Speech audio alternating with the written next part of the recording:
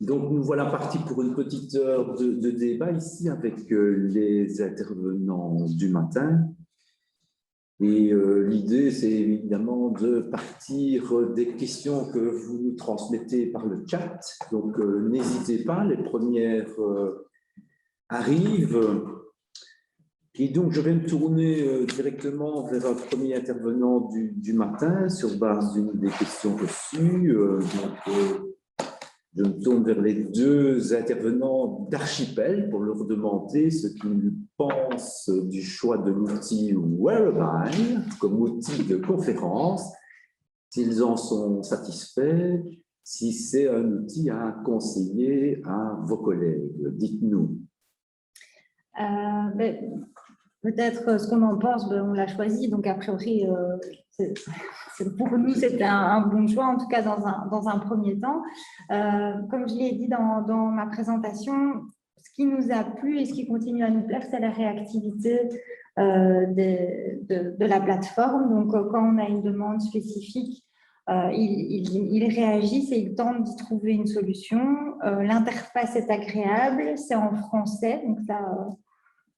voilà, c'est intéressant aussi pour nous et pour le public. La personnalisation. Oui, on a pu personnaliser nos locaux, nos e-locaux. On a chacun nos bureaux aussi personnels, comme en nominatif. Donc, chaque membre de l'équipe a un bureau qu'il peut personnaliser comme il le souhaite. Des salles pouvant, un peu comme Zoom, ça c'est 100 personnes. Je veux dire, le petit point négatif, c'est encore le nombre de visuels qui est limité à 12. Et donc, quand on a plus de 12 intervenants, il faut jongler avec les caméras allumées et éteintes. Donc ça, c'est le petit point négatif. Mais sinon, interface agréable, réactivité, voilà, facilité d'utilisation. Ok, merci. Autre question qui s'adresse à Marie Herman, d'intervenante ce matin. Quel est le taux d'insertion sur le marché de l'emploi après la formation d'employé administratif au CET?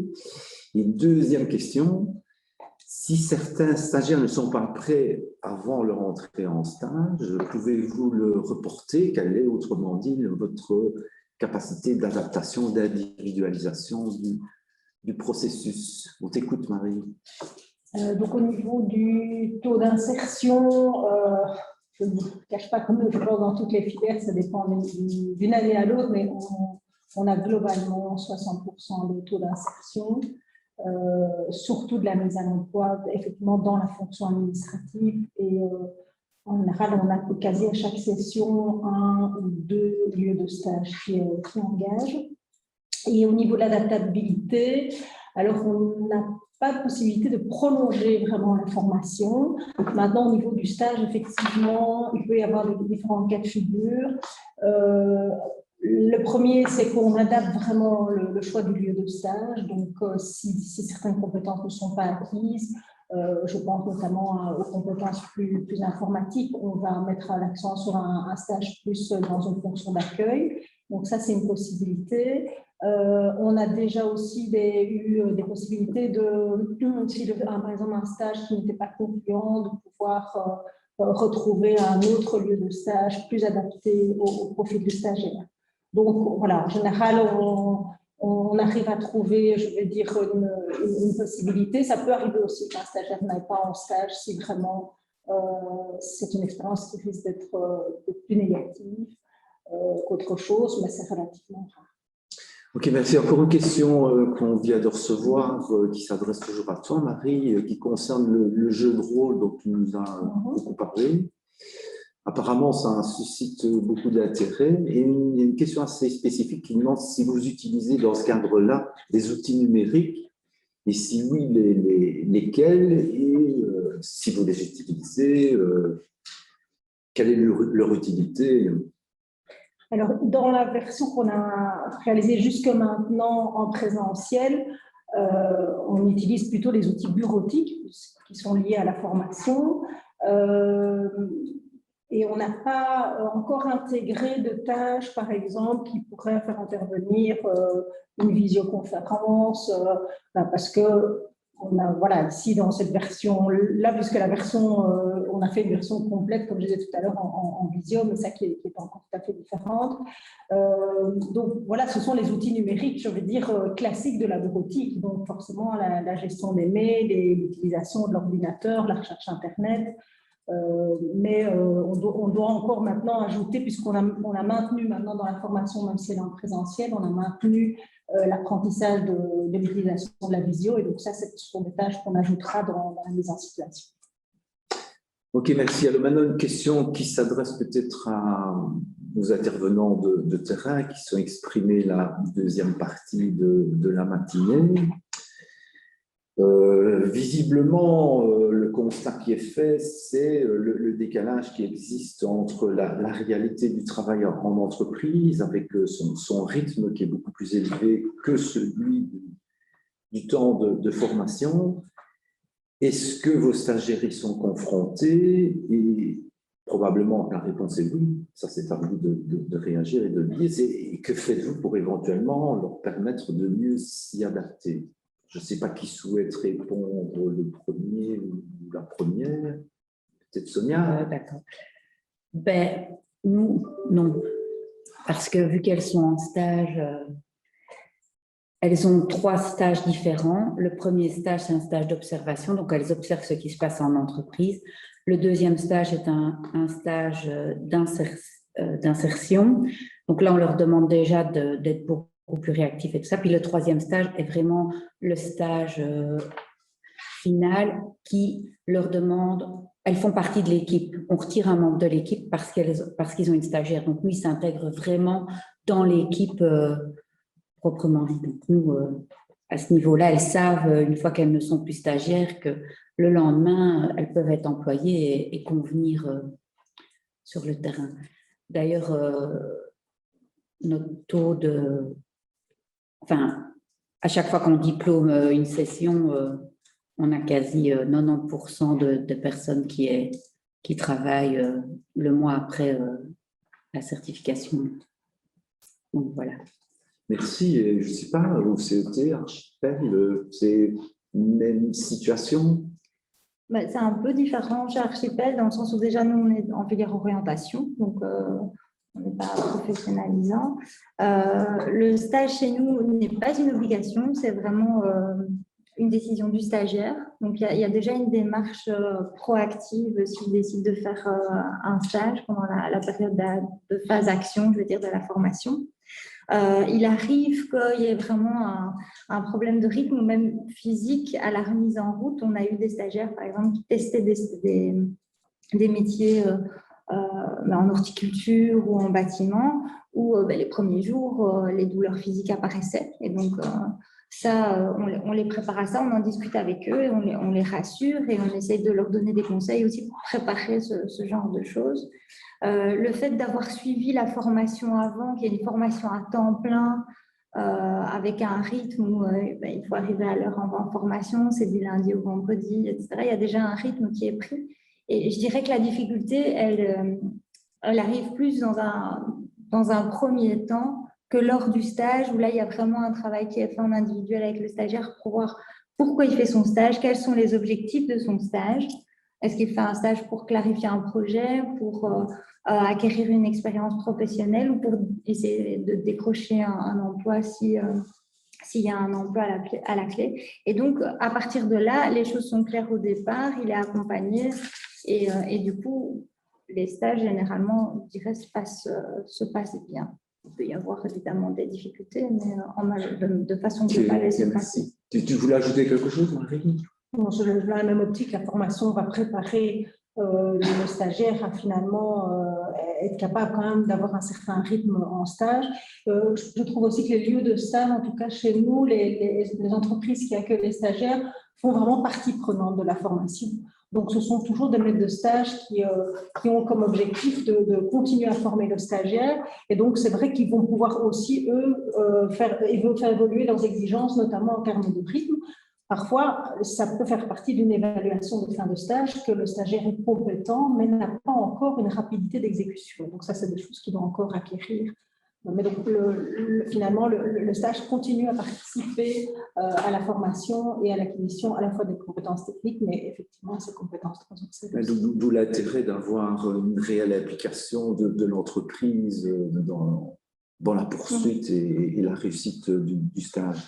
Et puisqu'on est en entreprise, restons-y peut-être encore quelques minutes, puisqu'on a des questions sur comment travailler l'accès à l'emploi, autrement dit, l'accès à l'entreprise.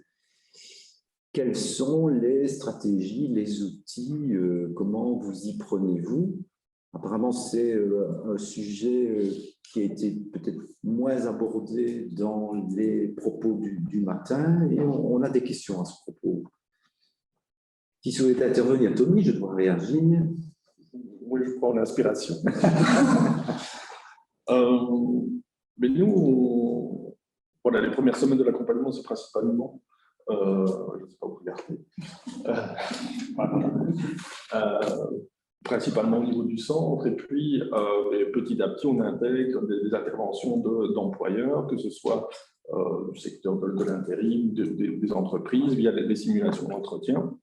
Et donc, l'objectif, c'est d'échanger et de donner un peu une table ronde, donc donner son point de vue en tant que demandeur d'emploi et à la recherche d'un emploi et discuter de ses difficultés. Et de l'autre côté, l'employeur donne également sa réalité et ses difficultés par rapport au recrutement. Et donc, l'idée, c'est vraiment d'échanger, de prendre conscience que finalement, de part et d'autre de la table, il y a des difficultés, il y a des peurs, il y a des craintes, il y a du stress, et que, en fait, il y a une incompréhension entre les deux.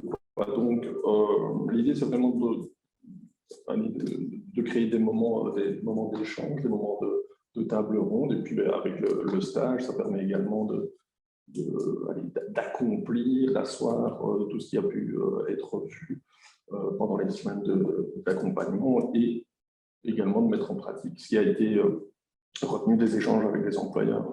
Donc, comme Areti l'a dit tout à l'heure, on a réalisé une simulation avec une stagiaire où c'était en nettoyage et le ménagère. Elle a réalisé la simulation, c'était un exercice, puis il y a eu un cas pratique, et puis voilà, finalement, ça s'est poursuivi par un contrat, une concrétisation, mais même si on n'arrive pas jusqu'à la concrétisation, il y a toujours un débrief où on met en valeur les points forts, les plus du profil et les éventuelles pistes d'amélioration pour être conscient. Et peut-être aussi un outil qu'on utilise beaucoup, et ça dans tous nos programmes, c'est le réseau. L'entretien conseil, ce qu'on appelle l'entretien conseil. Donc, c'est l'idée d'aller rechercher l'information auprès des professionnels du secteur qu'on vise et donc d'étoffer son réseau professionnel, d'aller d'abord vers son entourage et puis d'essayer d'étoffer, de rencontrer des gens. Ça permet aussi aux stagiaires d'avoir une vue globale du secteur qu'ils visent, d'avoir un retour par rapport à son attitude et son profil, et peut-être de s'orienter vers des secteurs ou des pistes qu'ils n'auraient pas forcément investiguées seuls ou sans rencontrer un professionnel du terrain. Et donc, ça c'est vraiment un outil qu'on utilise de manière transversale chez Archipel dans tous nos programmes. Quelqu'un souhaite-t-il aussi intervenir sur cette question de l'accès à l'emploi en entreprise? Nous, un peu dans la même idée, c'est finalement la recherche de stage qui va permettre aussi de travailler indirectement finalement la recherche d'emploi, puisqu'on va leur demander de faire un certain nombre de démarches qui sont finalement très similaires à celles qui devront développer dans la recherche d'emploi. Et donc, dans cette même idée, on leur demande de faire ce que l'on appelle des enquêtes métiers. Et donc, ils doivent contacter 10 entreprises dans des secteurs différents pour pouvoir se rendre compte de métiers administratifs dans 10 secteurs différents. Et donc, du coup, ils vont à la rencontre. Alors, parfois d'un employeur, parfois d'un employé. Et c'est aussi à la fois une manière de mieux utiliser le métier, les compétences attendues, mais aussi de se faire des contacts, d'apprendre à être en communication avec un futur employeur. Et dans cette recherche de stage, après ces enquêtes métiers, il y aura aussi en général une recherche concrète avec souvent des petits entretiens finalement qui sont un peu comme des entretiens d'embauche, mais dans des entretiens de stage. Donc toutes les démarches qu'on va leur demander, puisque vraiment, nous on parle de principes qui cherchent eux-mêmes leur lieu de stage, donc même si on a toujours un carnet d'adresses dans lequel on peut les piocher au cas où, mais ils sont vraiment amenés à réaliser toutes ces démarches-là. Et puis après, on va travailler plus spécifiquement aussi la simulation d'entretien d'embauche et les outils de recherche emploi après le stage. Ok, merci. Donc, une fois de plus, on souligne le rôle central majeur du stage en entreprise comme étant une des stratégies majeures gagnantes pour amener les stagiaires à l'emploi. Je vous propose peut-être de changer de thématique. Il y a plusieurs questions qui portent sur les compétences à privilégier avec les stagiaires. Dans les échanges ce matin, il y a un débat qui s'est amorcé et qui semble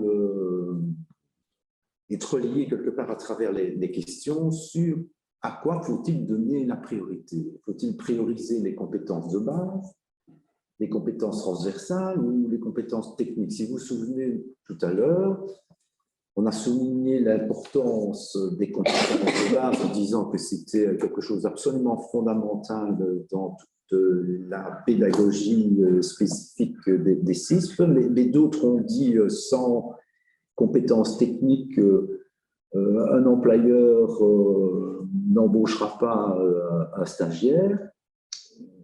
Dans une des questions qu'on nous pose, un des participants plutôt fait remarquer que quand il y avait une période de plein emploi, on ne s'intéressait pas beaucoup aux compétences dites de base, ou dit encore autrement, au savoir-faire comportementaux des stagiaires. Et donc, qu'est-ce que vous en pensez? Peut-être que je vais commencer par me tourner d'abord vers Myriam pour voir ce qu'elle en dit, ce qu'elle en pense. En fait, toutes ces compétences, elles interagissent les unes avec les autres. Et être compétent, c'est justement pouvoir mobiliser l'ensemble des ressources qui va permettre à la personne de savoir agir correctement dans justement une situation donnée. Et donc, c'est pour ça qu'il faut combiner l'ensemble de ces fameuses compétences, qu'elles soient les compétences de base, les compétences transversales et les compétences techniques.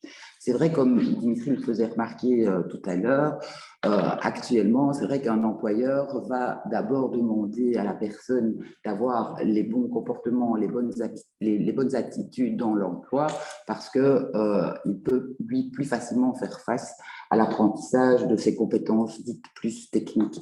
Et j'entendais que chez Archipel, vous travaillez avec les savoir-faire comportementaux du professeur Boudreau, qui est un professeur canadien. On a travaillé aussi au niveau de la fédération autour de ces savoir-faire comportementaux et de la grille qui avait été développée par le professeur Boudreau, qui disait un employeur va engager quelqu'un sur base de sa qualification, mais va le remercier s'il n'a pas les bons comportements en situation de travail. Donc voilà, pour moi, c'est vraiment un ensemble à appréhender dans sa globalité. Quelqu'un d'autre souhaite réagir? Oui, Marie? Moi, je trouve que autant effectivement, quand on a par exemple un stagiaire qui fait un stage, autant effectivement on va se retrouver dans cette situation où l'employeur va tester les compétences techniques et transversales, et effectivement on va être dans cette position de dire en termes de compétences techniques, je vais pouvoir continuer à le former, et les compétences transversales, par contre, je veux tout de suite qu'il ait les compétences que j'attends. Et donc dans ce cadre-là, c'est-à-dire dans le cadre où on a déjà un pied dans l'entreprise, oui, les compétences transversales, je dirais, sont peut-être effectivement, pas primordiales, mais en tout cas vont être mises en avant. Mais il faut avoir ce pied dans l'entreprise. Et donc, par contre, là où moi je n'y crois pas, c'est que vous répondez à une annonce, Vous envoyez votre CV, si vous n'avez pas un minimum de compétences techniques, votre CV n'est pas repris parce que sur CV, vos compétences transversales, vous n'êtes pas capable de les montrer. Et donc, il ne faudrait pas non plus, à un moment donné, imaginer que parce que j'ai les compétences transversales, je rentre dans l'entreprise. En tout cas, dans le mode de recherche-emploi aujourd'hui, pas tellement. Par contre, plus on peut permettre effectivement à notre public de multiplier les expériences pratiques et en fait pouvoir prouver ses compétences, à ce moment-là, les manques en compétences techniques, ma foi, pourront être effectivement pris en charge par l'employeur. Ce que vous semblez dire, c'est que finalement, travailler les 3 types de compétences, c'est complémentaire, c'est indispensable, mais qu'elles ont leurs objectifs, leurs utilités tout à fait spécifiques et particulières. Personne d'autre ne souhaite réagir sur cette question, Dimitri? Oui, moi je suivrais la réponse de Myriam, c'est cette articulation des formations, évidemment, qui dépend de la situation du stagiaire ou des stagiaires en présence. Moi, je crois très certainement que les compétences techniques sont nécessaires, mais ne sont plus suffisantes. Mais bien entendu, je rejoins Madame quand elle dit si on envoie son CV à un employeur et qu'on n'a pas un minimum de compétences techniques, voire de formation ou de diplôme, eh bien, il y a peu de chances qu'on ait accès à un entretien de motivation. Moi, je voudrais réagir par rapport à toutes les questions d'ensemble, et je suis convaincu sur la question des compétences, mais aussi sur la question des stages, etc., que l'acteur entreprise est un acteur central des questions d'insertion et qu'il a été trop longtemps, de sa faute ou pas, on pourrait discuter historiquement et des politiques publiques de l'emploi, mais il a trop souvent été mis de côté, on n'a pas voulu s'impliquer dans ces questions-là. Et on voit bien qu'à la fois sur la question des compétences à développer, sur la question de mise en situation de travail ou des stages, des opportunités de stage, on l'a vu récemment aussi avec la question de la réforme de l'accompagnement des demandeurs d'emploi, l'acteur entreprise doit jouer un rôle plus important. Mais c'est formidable ton propos, puisque ça nous permet de rebondir sur plusieurs questions qui nous sont parvenues. J'en lis une ici. Le monde de l'entreprise reste encore le grand absent des rencontres de nos secteurs, que ce soit les instances bassines, les portes ouvertes que nous organisons, etc., etc. Ne devrait-on pas faire un vrai travail de reconnaissance, de communication vis-à-vis du monde du travail, des entreprises? Chacun travaille un peu dans son coin, mais ne pourrait-on pas capitaliser et montrer nos réussites? Saisissons peut-être l'opportunité de cette question pour un peu approfondir cette question. Alors, je ne sais pas qui souhaite intervenir le premier. Je lance un dé qui est le premier qui l'attrape. Peut-être que c'est vraiment une question liée au secteur. Donc, peut-être pas, je vais vraiment prendre ma casquette par rapport à Archipel. Et c'est vrai que je suis d'accord, c'est un travail très informel qui s'est mis en place, qu'on a développé bien avant la situation sanitaire, parce qu'on s'est rendu compte qu'on avait vraiment besoin de l'entreprise pour pouvoir intégrer les stagiaires vers le marché de l'emploi, même si ce n'est pas notre objectif premier et qu'on est bien au clair par rapport à ça. Et donc, c'est vrai que c'est quelque chose qui devrait peut-être être plus travaillé en termes de secteur, parce que ça manque. Maintenant, on revient toujours avec cette méconnaissance du secteur 6 et qu'on n'a pas assez de visibilité. Je ne suis pas forcément toujours d'accord avec ça, parce que je pense qu'on s'intéresse aux choses quand on en a besoin. C'est ce qu'on dit à nos demandeurs d'emploi, à nos stagiaires. Si votre projet est clair et que vous savez vers où vous voulez aller, il y a des choses qui vont s'ouvrir. Il y a des portes qui vont s'ouvrir parce qu'au niveau de votre esprit, c'est clair. Et je pense que quand on n'a pas forcément besoin des CISP, on ne voit pas forcément leur existence. Et c'est ce qui se passe au niveau des employeurs. Quand ils commencent à nous connaître et à voir comment on fonctionne, et ça, je pense que c'est la même chose au niveau des stages, ils se disent que c'est intéressant. Et ils nous rappellent en disant, voilà, je cherche des gens, est-ce que vous avez quelqu'un pour le moment qui voudrait faire un stage? Et là, on a dépassé cette démarche de collaboration où c'est nous, le stagiaire, qui a besoin de l'entreprise, mais là, c'est l'entreprise qui revient vers nous parce qu'ils disent il y a une réelle, il y a un réel encadrement du stagiaire, un réel suivi, et c'est intéressant pour l'employeur. Donc, il y a peut-être un enseignement général à retirer de tes propos sur base du constat que l'entreprise est absente, se tourne relativement difficilement vers les CISP en particulier, ou le monde de la formation des adultes en général. Il y a peut-être lieu alors d'avoir une démarche proactive pour aller vers les entreprises. Et pour peu qu'on arrive à nouer un partenariat, à collaborer, alors l'entreprise, dans un deuxième temps, on arrive à, elle, solliciter les 6P. Est-ce que vous souhaitez réagir par rapport à ces propos? Chez nous, c'est pareil. Chez nous, c'est pareil, la collaboration avec les maisons de repos, on les a depuis des années, et du coup, dès qu'il manque un membre du personnel, tout de suite, on téléphone chez nous.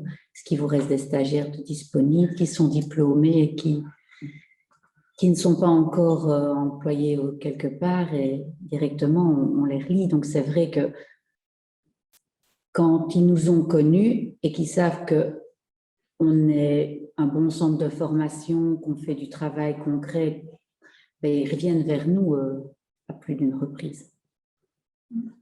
Ok, merci. Peut-être que Myriam a aussi une réaction à avoir là-dessus. Je vois encore ici l'importance de créer un lien de confiance entre les CISP et les entreprises du réseau. Oui, et pas rien qu'avec les entreprises du réseau, aussi avec les autres acteurs de la formation professionnelle.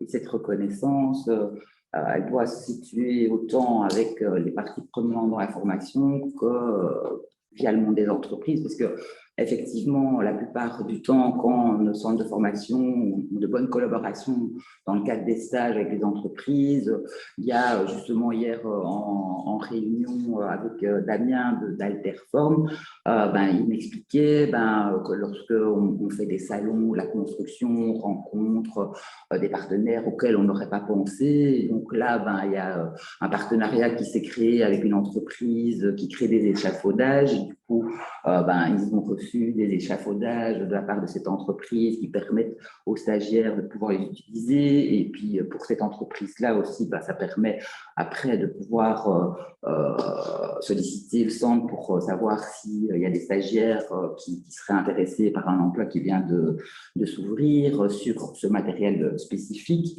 Donc, je pense qu'effectivement, la question de la reconnaissance, de la visibilité de ce qu'on fait et de comment on le fait, qui est tout à fait professionnel dans les centres de formation CISP, tout autant que chez les autres opérateurs de formation, où peut-être les employeurs vont peut-être aller plus se tourner vers le réseau d'IFAPME ou vers des personnes qui sortent de formation du Forum, alors que chez nous, on a vraiment des formations qui se donnent sur le terrain avec des réalités très concrètes, par exemple quand on est en entreprise de formation par le travail, plus que d'ailleurs parfois chez d'autres opérateurs publics de formation. Donc oui, je pense qu'il y a vraiment de la communication qui devrait plus se faire vers l'extérieur pour mieux se faire connaître, mais autant au niveau des entreprises que vers les autres opérateurs, pour permettre l'évolution de nos stagiaires, peut-être vers des formations plus spécifiques, plus qualifiantes,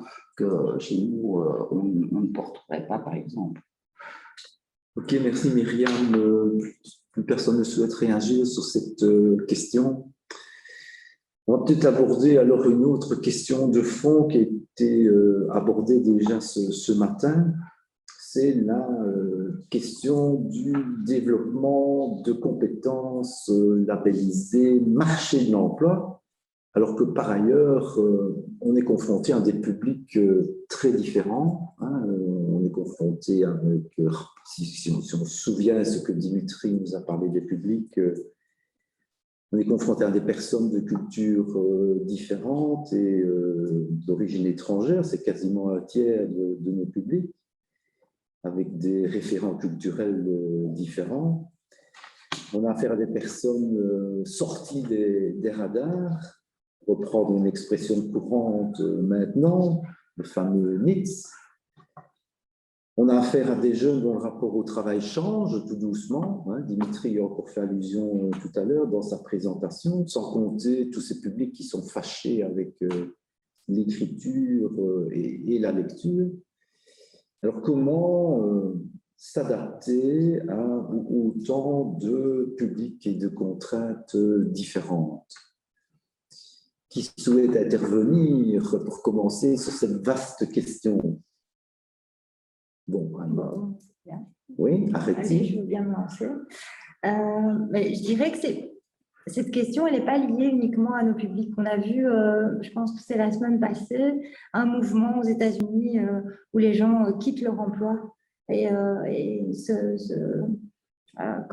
positionnent vraiment face à l'employeur en disant qu'ils ne sont plus d'accord par rapport aux conditions de travail qu'on leur propose. Et c'est assez interpellant de voir ce courage ou ce positionnement par rapport à un système qui ne leur convient plus, en fait. Et donc, je ne pense pas que les changements liés au marché de l'emploi sont uniquement liés à nos publics.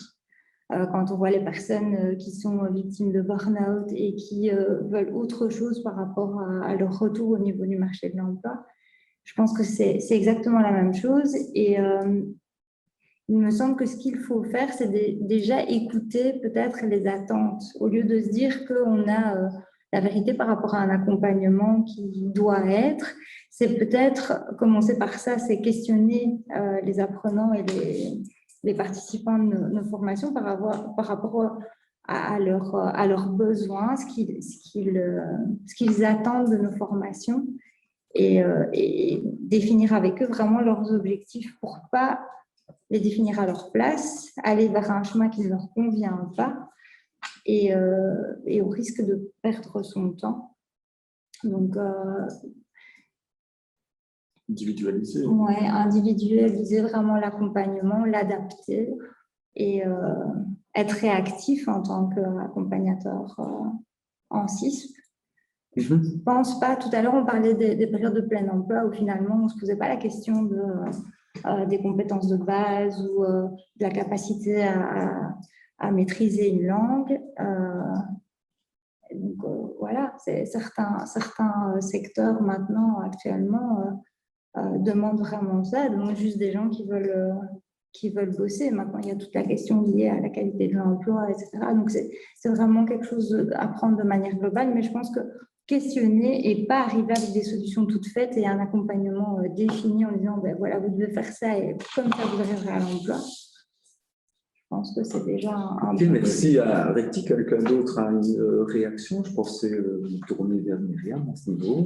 Ben, moi, je dirais que ce qui est important, effectivement, par rapport au marché de l'emploi, où les employeurs ont tendance à demander des moutons à 5 pattes et avec des compétences qui ne sont pas absolument en fait indispensables et nécessaires dans la fonction où on va recruter. Je crois que ce qui est important, justement, c'est que nous puissions aider le stagiaire à avoir une vision claire de ce que sont les compétences attendues par rapport au métier visé si on est dans une formation professionnalisante, en identifiant effectivement les compétences techniques qui sont indispensables et les compétences transversales en situation professionnelle ou les savoir-faire comportementaux en situation professionnelle qui sont vraiment effectivement indispensables à pouvoir mobiliser pour dire que la personne est compétente, parce que comme je le disais tout à l'heure, c'est cet ensemble de choses,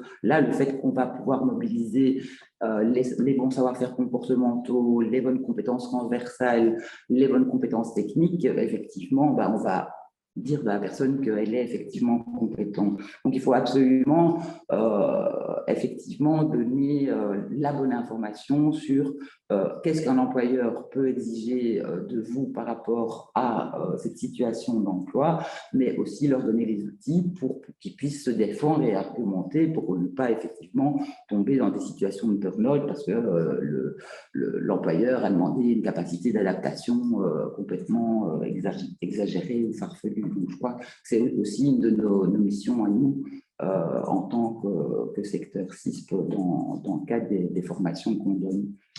Une question peut-être un peu provocante, puisqu'on parle beaucoup de compétences, là, est-ce que les compétences de demain vont-elles être tellement différentes de celles que l'on connaît aujourd'hui, qui elles-mêmes sont peut-être pas si différentes de celles de hier? Alors, j'aurais souhaité que vous puissiez réagir sur cette question un peu provocante. Dimitri, tu as une idée? J'en ai déjà parlé un petit peu ce matin. Moi, mon idée, c'est de dire qu'on n'est pas face à un lot de compétences tout à fait nouvelles. Simplement, ce qui change, c'est l'agencement dans l'ordre des priorités. C'est-à-dire que l'employeur demande un certain nombre de compétences techniques qu'il juge nécessaires, mais qui ne seraient plus aujourd'hui suffisantes, et qu'il met en avant, de par cette nouvelle donne importante, la digitalisation numérique, il met en avant, dans le chef de l'employé, des capacités relationnelles, d'adaptation, d'agilité, etc. Je me pose quand même toujours cette question aussi très, très provocante de comment peut-il, lui, quand il recrute, qu'il met en place des dispositifs de recrutement, faire une évaluation très objective de toutes ses capacités, dont finalement chacun a sa propre définition. C'est quoi être agile, c'est quoi être dans l'aisance relationnelle, c'est quoi communiquer, etc. Et donc là, évidemment, l'employeur a une marge importante. Et deuxième réaction, je reviens justement sur cette position de l'acteur employeur. Je pense que la difficulté, c'est qu'on est dans des logiques et des dynamiques très différentes, des logiques temporelles différentes. L'employeur, il n'est pas dans une logique de mission, il est dans une logique par objectif. Donc, il voit malheureusement trop souvent en la personne qu'il va recruter un élément du dispositif de productivité. Et les CISP et les opérateurs de formation d'insertion sont dans des logiques de mission. Donc ça, c'est tout à fait des logiques différentes. Alors, sur la question de ces compétences, moi, c'est mon avis, mais je pense qu'on, même pour ceux qui travaillent depuis longtemps ici, souvenez-vous, quand on regarde les offres d'emploi, on a quand même toujours demandé un certain nombre de compétences transversales. Peut-être les appelle-t-on différemment aujourd'hui. Il y a peut-être eu là aussi encore une cosmétique particulière, mais je pense que ces compétences vont quand même toujours exister. Autre réaction? Cette petite provocation? Hier, c'était comme aujourd'hui, et ce sera sans doute comme demain en termes d'exigence de compétences ou pas? Moi, je pense qu'il n'y a pas une véritable révolution. C'est un glissement, et qu'on soit à l'emploi ou pas, il y a cette mise à jour qui doit s'opérer. Je veux dire, par exemple, comme on l'a illustré avec la crise sanitaire, soit on décrochait, soit on s'est adapté. Et donc, je veux dire, ce glissement est là. Donc, je ne pense pas que le mouvement est si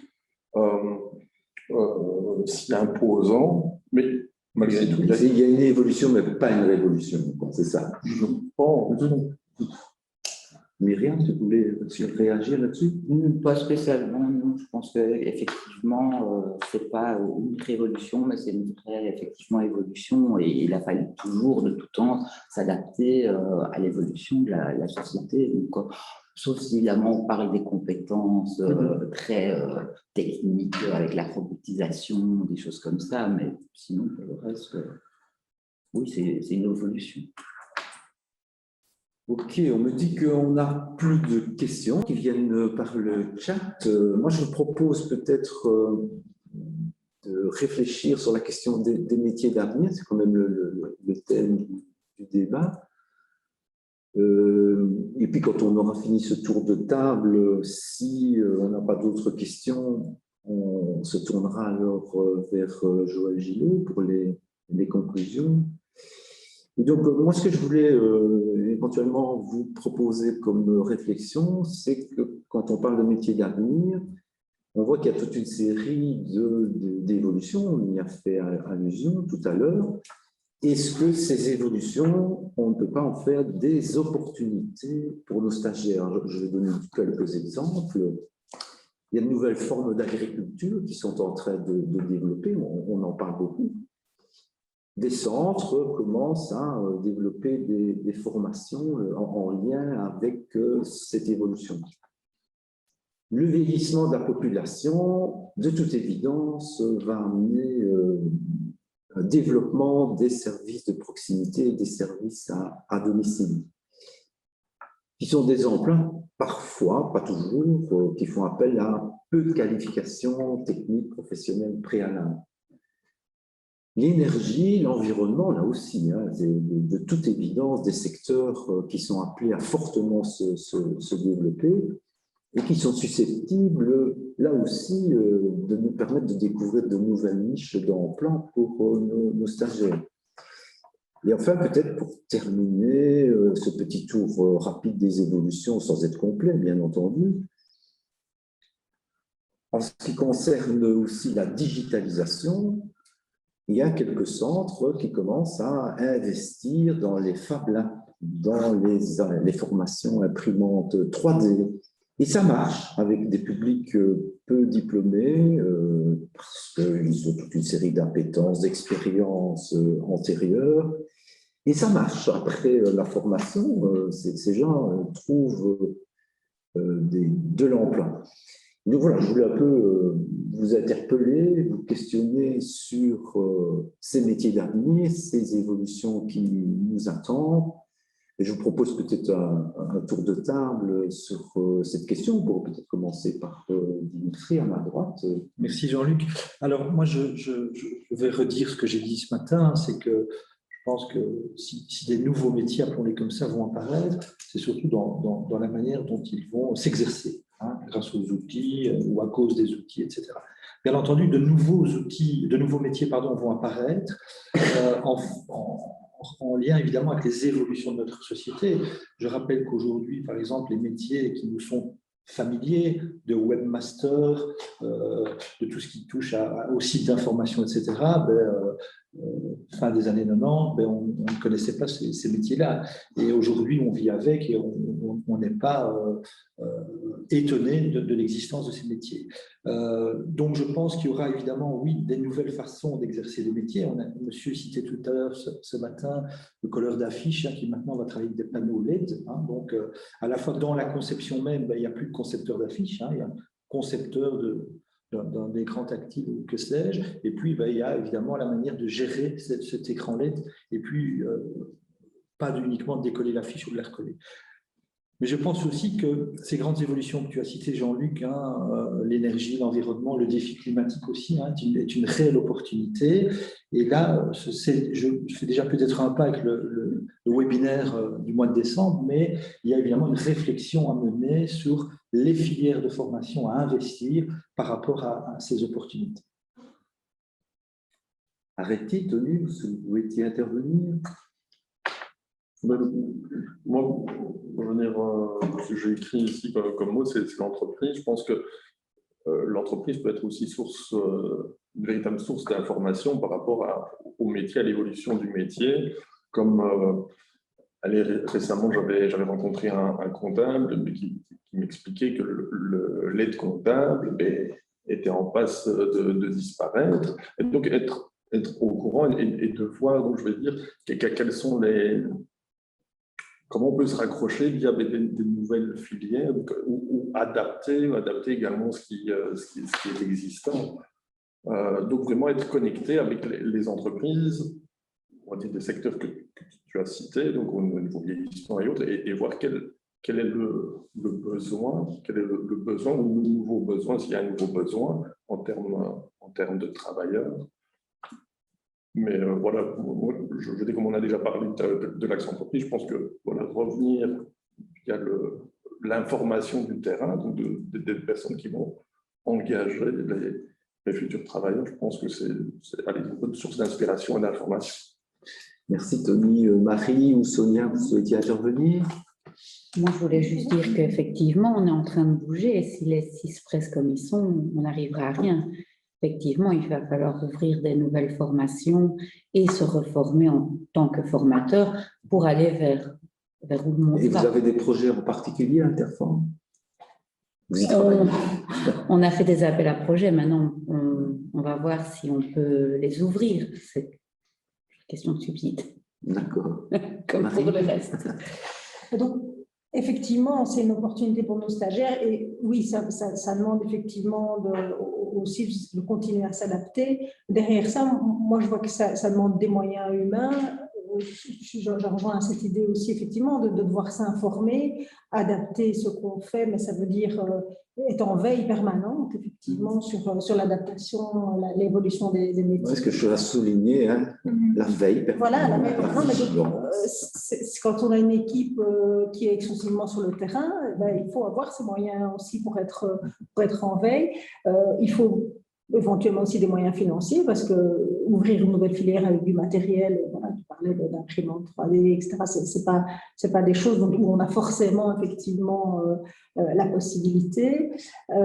Ça demande aussi d'adapter les outils. Je pense à tous les outils d'orientation. C'est une réflexion qu'on a déjà aujourd'hui. Il y a pléthore d'outils d'orientation, mais qui aujourd'hui sont presque obsolètes au niveau des pistes métiers vers lesquels ils amènent, puisqu'ils ne sont pas toujours renouvelés sur effectivement tous ces métiers en émergence. Donc, ça demande aussi cette adaptation, soit en interne, soit effectivement dans les outils qu'on peut trouver à l'extérieur. Donc, c'est une opportunité effectivement pour les SIS, mais qui demande un investissement important. Merci Maria. Avant de me tourner peut-être vers Myriam pour entendre ses considérations sur le propos, je vais me tourner vers l'équipe technique là, pour savoir si on est bien en contact avec Joël Gillot pour qu'il puisse faire les conclusions. Et, je me tourne alors vers Myriam.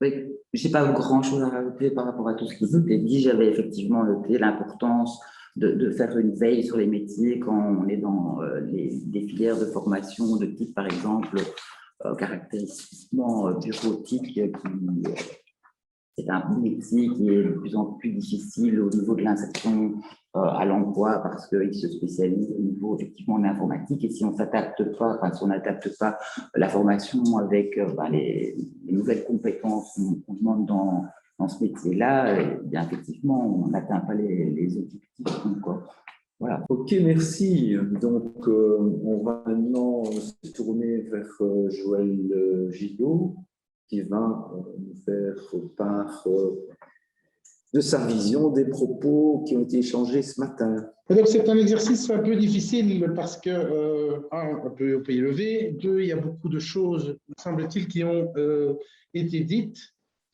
Et m'a demandé de faire à la fois des éléments plutôt de synthèse, mais également un peu d'analyse de ce qui a été dit. Donc, j'ai envie de réagir par rapport à plusieurs moments d'intervention, en tout cas, que ce soit celui de Dimitri ou que ce soit celui des différents intervenants et des éléments qui me semblent être apparus dans le débat. Ma première réaction serait de dire on a parlé beaucoup d'évolution des métiers. Et notamment, et c'était dans l'intervention de Dimitri, lié au développement d'une nouvelle économie. Alors, c'est peut-être un peu marxiste, mais on entend aussi beaucoup dans certains cénacles le fait de dire que, quelque part, le capitalisme et l'économie de marché ne meurent pas, mais elles s'adaptent. Est-ce qu'en fait, on n'est pas aujourd'hui, ici et maintenant, devant plutôt une adaptation que quelque chose de tout à fait nouveau, en sachant que cette adaptation a aussi comme conséquence ou corollaire d'augmenter les exclusions, et notamment les exclusions par rapport à notre public. Deuxième élément qui me semble aussi essentiel, je pense, de rappeler, c'est quelles sont les missions et les fonctions, les tâches et les valeurs des CISP. Je pense qu'on peut le revoir dans les différentes chartes qui ont été rédigées, c'est que les CISP ne sont pas seulement des opérateurs de formation, mais sont bien porteurs à la fois de valeurs et se veulent être des acteurs de changement et de lutte contre l'exclusion. Même si ce sont quelque part des grands mots, je pense que c'est quelque chose qui doit aussi nous guider par rapport à ça. Et la question des soft skills, me semble-t-il, y est directement liée. Deuxième point que je voulais relever, Anne-Hélène l'a indiqué dans son intervention et dans son introduction, c'est bien de voir quelles sont les compétences à développer pour les emplois de demain et comment est-ce que cela va agir sur l'évolution de nos formations. Et là, je pense qu'il est aussi utile et important de rappeler que le point central de nos formations, ce sont les stagiaires. Qu'au niveau des CISP, ce que l'on peut constater au travers du temps, c'est l'évolution des métiers et l'adaptation des CISP à ces métiers. Donc là, peut-être que justement, les CISP, c'est une force et ont une force qui est celui de pouvoir s'adapter. Alors, avec toutes les difficultés dont on vient de parler ici à la fin, notamment dans les interventions de Marie, de dire il faut des moyens, il faut des moyens matériels, des moyens humains, des moyens financiers. Mais probablement qu'une des forces des CISP, c'est de pouvoir effectivement s'adapter et s'adapter plus ou moins rapidement, contrairement à d'autres opérateurs de formation qui sont soit régis par des réglementations extrêmement lourdes, soit qu'ils ont beaucoup plus de difficultés de pouvoir s'adapter et modifier leur position. Donc cela veut dire effectivement qu'il faut pouvoir être prospectif et de pouvoir mener effectivement cette veille d'évolution des métiers. Et là, je voudrais prendre deux exemples que je connais particulièrement bien. C'est d'une part effectivement celui d'Interform, qui au départ formait ce qu'ils appelaient des auxiliaires de soins à domicile en collectivité, et où le métier a évolué, non seulement le métier, mais aussi le titre pour devenir des aides-soignantes, avec comme préoccupation de pouvoir faire reconnaître ce titre d'aide-soignante, ce qui n'était pas le cas à l'initial, que seule la promotion sociale reconnaissait les auxiliaires de soins à domicile en collectivité.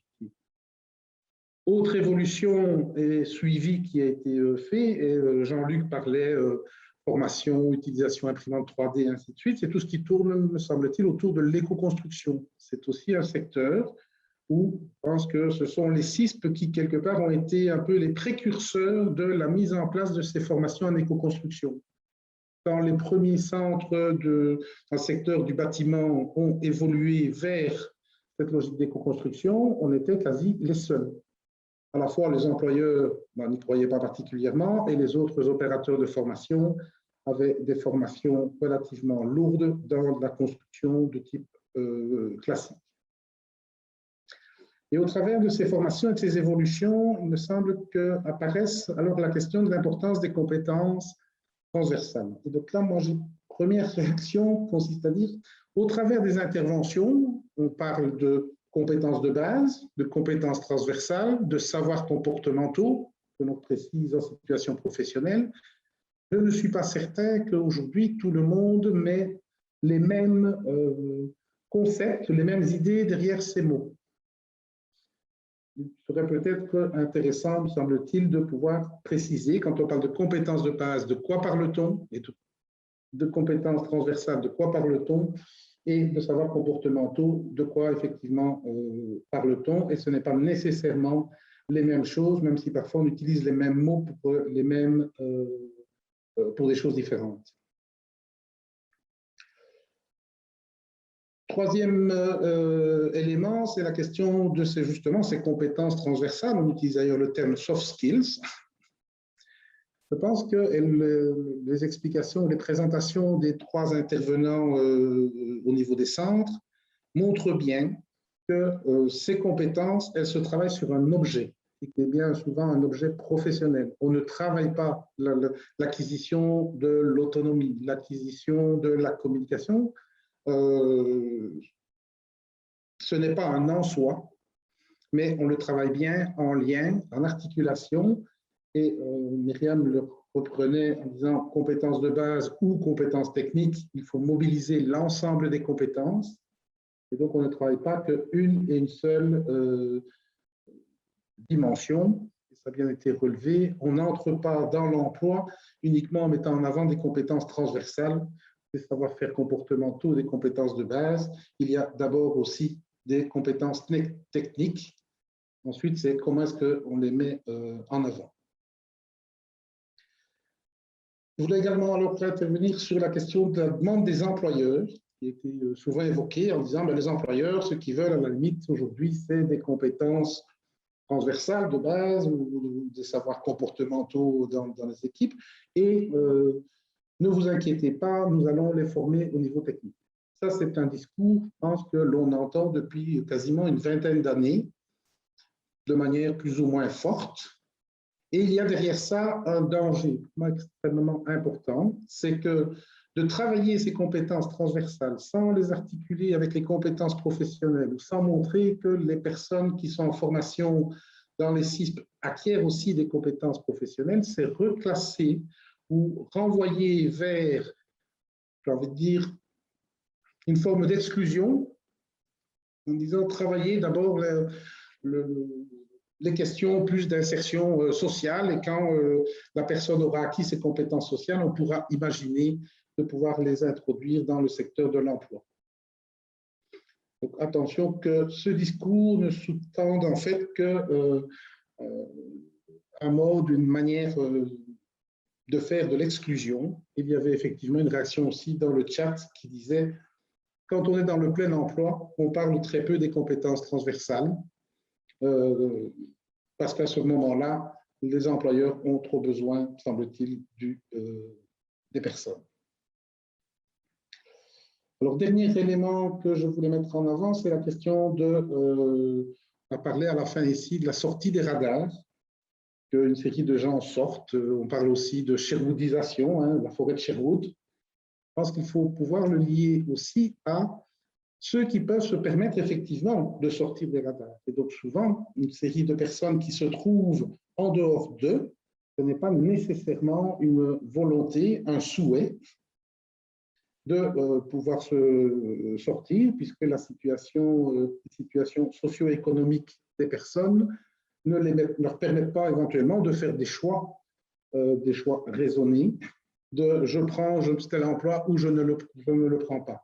Même si effectivement, il y a un intérêt, une importance à bien écouter les gens et donc de ne pas les amener vers des emplois qui ne pourraient pas, qui ne les intéresseraient pas sur le fond. Mais tout le monde ne peut pas effectivement se dire je travaille 3 mois sur l'année et grâce à mes revenus, je pourrais effectivement vivre décemment. Notre public, me semble-t-il, est dans une situation où, aujourd'hui en tout cas, la question de l'emploi reste bien un élément clé, un élément central, puisque c'est aujourd'hui encore dans notre société un des éléments de l'insertion à la fois sociale, mais aussi socio-économique, et de pouvoir nous permettre d'avoir un accès à une vie décente qui me semble être un des éléments centraux. Voilà, au pied levé, quelques éléments que je pourrais redégager. Je pense qu'il y a beaucoup d'autres choses que l'on pourrait redire à partir de ceci. Mais je reste surtout en questionnement sur comment est-ce qu'on articule ces compétences, à la fois des compétences transversales, les compétences professionnelles et les attentes et les demandes des stagiaires, dont la plupart, soyons très clairs, viennent bien en formation pour acquérir des compétences en vue d'une insertion professionnelle. Je vais vous dire, ce n'est pas de manière uniquement corollaire, mais c'est un peu une des conséquences de leur attente, et de pouvoir alors de se rendre compte qu'ils acquièrent eux-mêmes des compétences qui sont tout à fait autres. Et se rendre compte que l'on acquiert de l'autonomie, de la capacité de communication, avec tout ce que cela a comme impact, non pas seulement sur la vie professionnelle, mais bien sur la vie sociale et la vie des personnes dans leur vie quotidienne. À la limite, c'est presque une découverte qui se fait, je ne vais pas dire par hasard, mais les apprenants ou les stagiaires, en tout cas, le découvrent au fur et à mesure, à partir de formations où l'on vise les compétences techniques. Voilà, nos travaux se terminent là maintenant. Il me reste peut-être à vous remercier de votre participation. J'ai relevé avec plaisir que les participants sont restés tout au long de cette matinée, ce qui est sans doute une marque d'intérêt de votre part. Il me reste à remercier au nom d'Interfédé tous les participants au débat, mais aussi, on ne les a pas vus, toute l'équipe qui est là derrière et qui a géré l'aspect technique, le background de cet événement. Merci à eux aussi et merci à tout le monde. Et il me reste à vous souhaiter un bon appétit et à la prochaine fois.